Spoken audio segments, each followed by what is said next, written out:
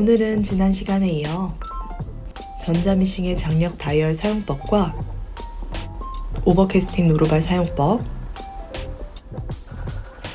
단축구멍 노루발과 단추다리 노루발 등 브라더 전자미싱 FS80X를 활용한 다양한 미싱 사용법을 깊이 있게 다뤄보도록 할게요. 이건 실 장력 다이얼이에요. 윗실 기준 스티치를 했을 때 정상적인 스티치는 위와 아래가 골고루 재봉이 되어야 해요. 그런데 만약 윗실의 장력이 너무 느슨해지면, 풀려 있으면 윗실이 고르게 박히지 않죠? 뒷면에서 봤을 때 윗실이 많이 풀려 안쪽에서 엉키는 모습을 확인할 수 있어요. 윗실이 느슨할 때는 다이얼을 높여 텐션을 올려주는 게 필요합니다. 반대로 윗실이 너무 당기면 어떻게 될까요? 느슨했을 때와는 다르게 원단에 주름이 집니다. 너무 땅땅하게 박히는 거예요. 같은 색깔이라 잘 안 보이기는 한데 점점점 식으로 밑실이 드러나기도 해요. 자, 정상적인 스티치는 보통 이 3, 4, 5 레벨 안에서 이루어지는 편입니다. 재봉 시작 전에는 사용하는 원단에 실이 고르게 박히는지 체크하고 가기로 해요. 이번엔 오버록 하는 방법에 대해서 알려드릴게요. 여기서 잠깐, 오버록이란 이렇게 올 풀린 원단의 끝을 깔끔하게 스티치하여 마감하는 방법을 의미해요. 기본적으로 장착된 지그재그 노루발로도 오버록 봉제를 할 수 있지만 오버캐스팅 노루발이 있으면 더 깔끔한 재봉이 가능합니다.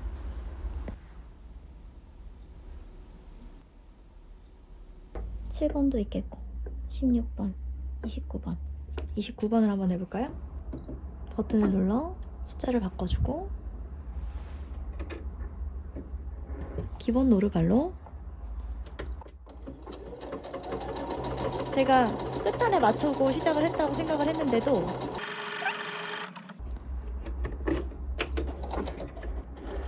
이 단 안쪽에서 재봉이 되었죠. 이렇게 되면 단을 마감하고자 했던 의미가 사라지게 됩니다. 이럴 경우에 G 노루발을 가지고 오는 거예요.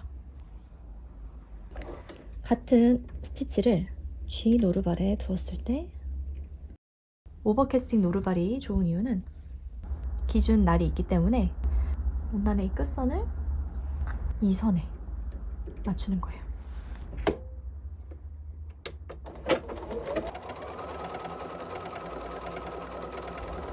아까는 선을 어디다 맞춰야 될지 몰라서 헤맸다면 오버캐스팅 노루발로는 단의 끝을 완벽히 감아주었죠. 7번 스티치로 진행을 해볼게요.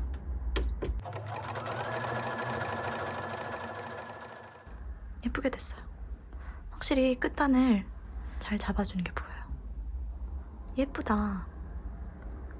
저 이것저것 실험한다고 막 난리 쳤는데 이 G 노루발을 다른 패턴을 써가지고 바늘이 가운데를 탁 건드린 거예요. 그래서 부러졌어요. 여러분들은 이런 실수 없으시길 바랄게요. 좀 살려서 해보려고 휨 부분 조금 고치고 했더니 그래도 가이드를 활용할 수는 있을 것 같아요. 이게 어떤 노루발을 쓰면 좋을지 추천하는 노루발들이 다 표현이 돼요. 그러니까 이렇게 보세요. 이 06번 노루발을 쓸 때는 이런 걸 했었어야 되는데 제가 막 다른 걸 한 거죠. 막 더 넓거나 더 좁은 걸 쓴 거죠. 그러니까 하늘이 내려가다 망가진 거예요. 모두들 주의하시길 바라면서 단축구멍 설명으로 넘어가겠습니다. 노루발의 형태에 대해서 설명해 드릴게요. 자세히 보시면 5mm 간격으로 눈금이 새겨져 있어요. 최대 28mm의 단축구멍을 낼 수 있는 노루발입니다. 구멍을 내기 위해 가이드판 레버를 조절하여 단축구멍 길이를 측정하는데요. 이 사이 공간에 원하는 단추를 가지고 와서 끼워줍니다. 딱 맞게 레버를 조절해주세요. 이 단추의 지름과 두께를 더한 값이 재봉될 단축구멍의 길이를 의미해요. 따라서 단추가 이 레버에 들어가지 않을 경우엔 직접 단추의 지름과 두께를 측정해서 값을 더해주세요. 단추 길이를 시작하는 지점은 여기 걸리는 이 지점부터 레버를 옮겨주시면 돼요. 조금 전에 지름 13mm에 두께 2mm를 더한 값이 총 15mm였거든요. 15mm를 맞춰서 빼보았습니다. 들어가지는지 한번 볼게요. 거의 딱 맞네요. 이렇게 해서 최대 28mm의 단축구멍을 재봉하실 수 있어요. 단축구멍을 뚫기 전에 단축구멍을 낼 모양을 선택해야 되겠죠? 34번서부터 41번까지 단축구멍이 그려져 있는 걸 보실 수 있고요. 37번의 모양을 해보겠습니다.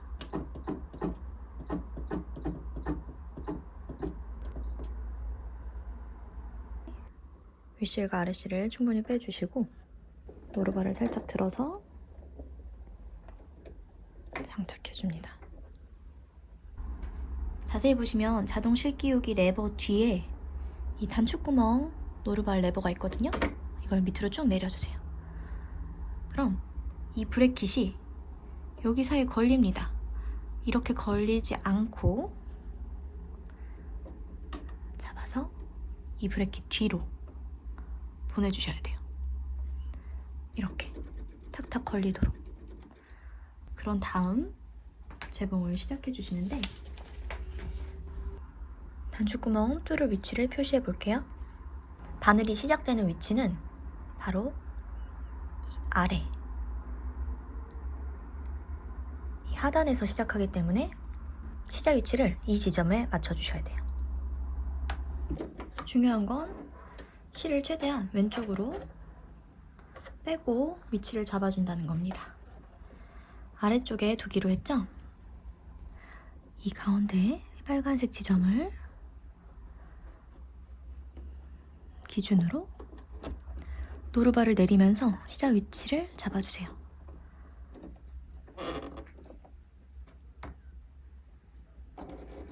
좀 천천히. 바늘이 아마 오른쪽을 먼저 찝을 거예요. 좌우로 왔다 갔다 하면서 찝기 때문에 이 빨간 지점을 기준으로 가운데를 맞춰주시면 됩니다. 그리고 윗실을 살살 잡아당기면서 재봉을 시작해주세요.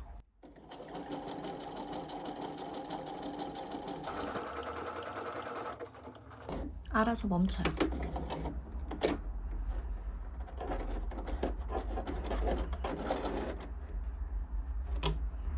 일단 이런 모양이 나왔어요. 실이 중간에 살짝 잡혀가지고 밑에 해볼게요.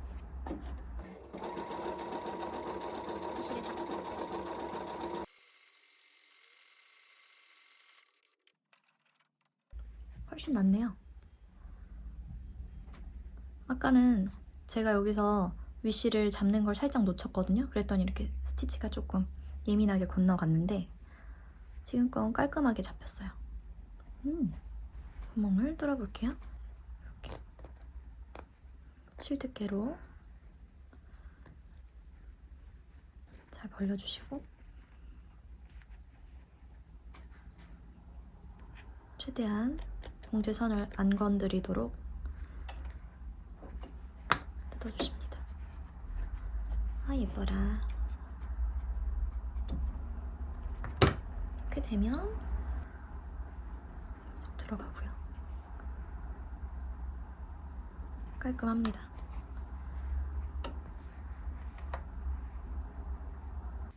이번엔 단추다리 노루발을 설명해 드릴게요. 이 단추다리 노루발은 2개 또는 4개인 단추의 구멍을 통과해 손이 아닌 기계로 직접 단추를 달아주는 노루발이에요.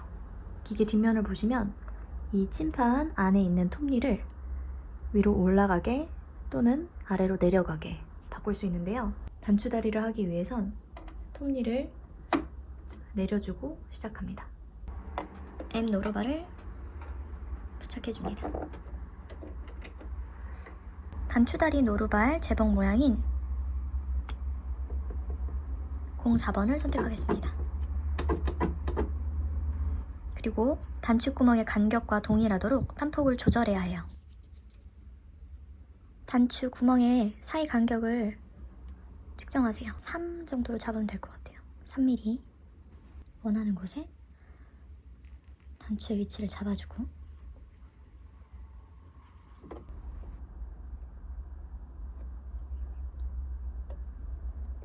노루발을 내려서 단추를 눌러줍니다. 바늘을 내리기 전에 이 스티치 폭을 꼭 확인하세요.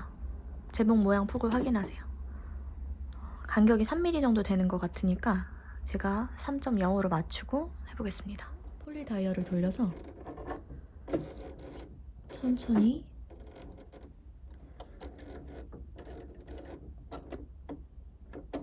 해보는 거예요. 근데 바늘이 닿거든요. 그럴 땐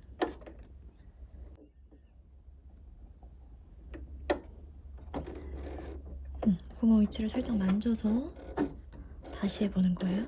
계속 이렇게 천천히 10번 정도 왔다 갔다 해줍니다. 저는 손으로 달 때보다 훨씬 일정한 간격으로 일정한 세기로 단추를 잡아주겠죠. 충분히 돌린 것 같은데요.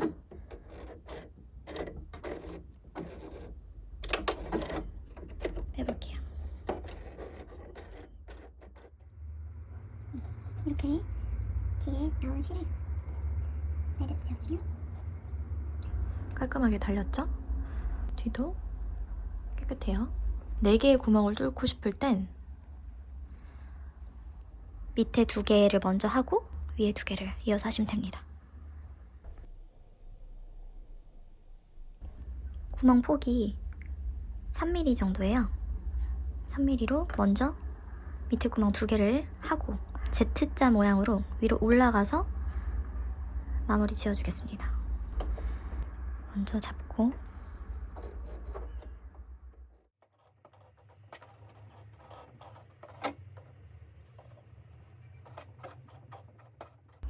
손으로 돌려도 되지만 느리게 속도 조절기를 맞춰놨기 때문에 이렇게 발판을 밟아서 가주셔도 좋고요. 이제 여기서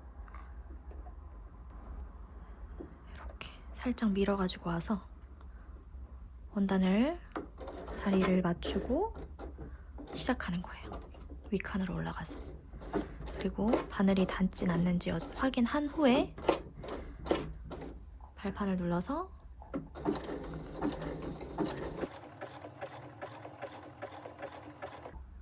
마무리를 합니다. 너무 좋다. 이렇게 깔끔하게 되니까. 저 여태 그냥 손으로 달았거든요?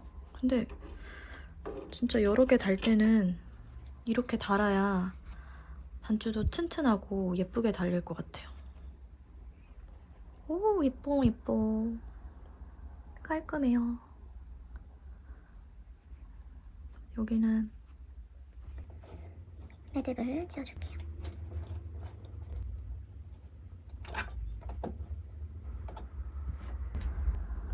예쁘죠? 깔끔하게 됐어요. 뒤도 깔끔합니다. 아까 만들었던 걸로 포개보면